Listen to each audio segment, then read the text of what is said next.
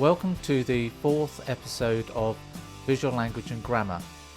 In part 4 we're going to be considering letterforms and understand their relationship to the concepts introduced in the previous episodes of Visual Language and Grammar. Letters are made of shapes such as circles, squares, triangles and lines. Letterforms are symbols that represent sounds and form words and sentences that help us communicate ideas. We can also view letters as visual forms in their own right. The white square on screen measures 150 millimeters. We'll be using a 90 millimeter square centered on this, and this square has been divided into 9 10 millimeter units. If we draw a diagonal line from bottom left to the center at the top and then down to the bottom right corner, we have the beginnings of the symmetrical capital letter A. The left half of a circle looks like a letter C. The right half a capital letter D. 3 horizontal lines and a vertical on the left makes a capital letter E. The word capital means major, important or large. The top of the architectural feature, a column, is called a capital. The most important city in a country is a capital. Capital letters are used to begin sentences and therefore considered important. They are also known as uppercase letters, a term that derives from letterpress typography where letters were kept in drawers or cases. Capitals were in the uppercase. A small circle with a vertical line to its right looks like a small letter A. Small letters are also known as lowercase. In letterpress, the letters were kept in the lowercase under the uppercase. Extend the line up and place the circle to the right, we have the small letter B. The vertical line extending up is also known as an ascender because it ascends. Next we have a 3/4 circle representing the lowercase c. Complete the circle and add a vertical line and we have a D. Drop the line and place the circle to the right and we have a letter P. Lines that drop down are known as descenders because they descend. Move the line to the right and we have a Q. The English phrase mind your P's and Q's means to watch your language. It's thought to derive from the ease of which you could mistake the lowercase p and q in letterpress setting. Letters on metal or wood blocks were reversed, so they printed the right way around when inked and transferred onto paper. Often letters are modified to create graphic marks, which can be used as distinctive monograms. We start with an equilateral triangle. A small white triangle is placed on top, and finally an inverted triangle is placed at bottom center to create a very triangular letter A. This distinctive letter could be used as a visual identity, say for an architect. The arrow shape could be used on printed matter to point at important information, or used in a signage system. The term branding comes from the old practice of branding cattle with an identifying mark from a hot iron. The next graphic letter begins with a vertical double square. We add a 45-degree triangle to the top, rotate a smaller 45-degree triangle and place this underneath to create a letter F. A monogram is usually made from the combination of 2 letters to form one mark. We start with another vertical double square. Have you ever noticed how composing with visual elements is a bit like cooking with visual ingredients? To my block, I add a circle.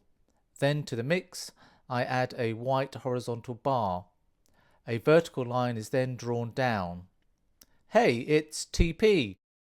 Classical Roman alphabets used to be constructed on square grids, like the one we have been using.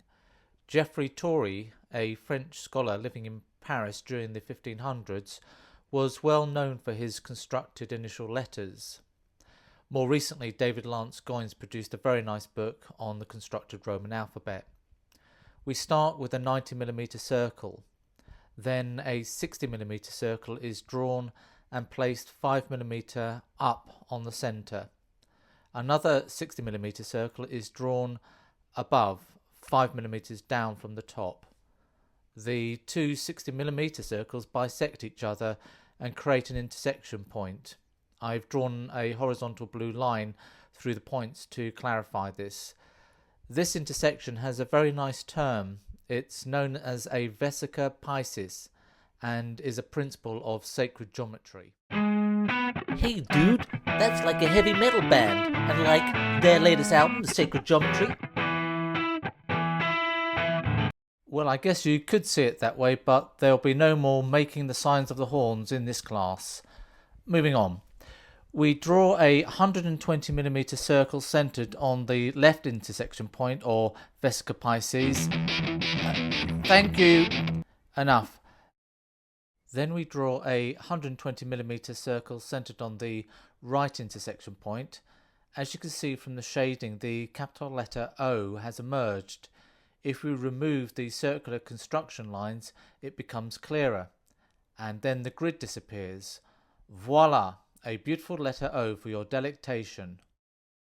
We're going to take a look at typography in a bit more depth. Typography is the study and practice of designing and arranging type. Some designers love letterforms so much it becomes the focus of their work. Looking at the handsome form of letters, you can understand why. I've shaded the middle part of the word typography.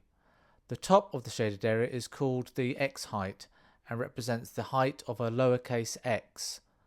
The bottom of the shaded area is the baseline. Letters that have a flat top and bottom align with the X height and baseline. Letters that have a circular top and bottom have been optically adjusted. They dip very slightly above and below the grey shaded areas. This is because they have less surface area in contact with the X height and baseline and can look smaller as a result. So they have been optically adjusted. Some letters ascend up and peak above the shaded area. Those are the ascenders. Hi guys! Some descend and sneak below the shaded area. Take a bow, you descenders. I want us to take a good up-close look at these letters.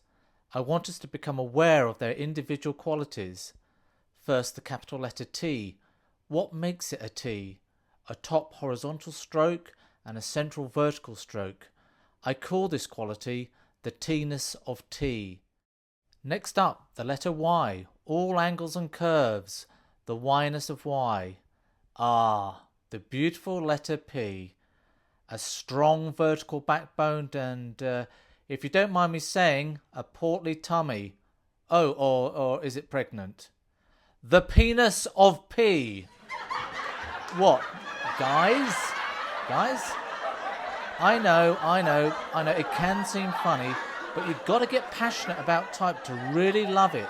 So come on guys, quit the laughter and give it up for the penis of P.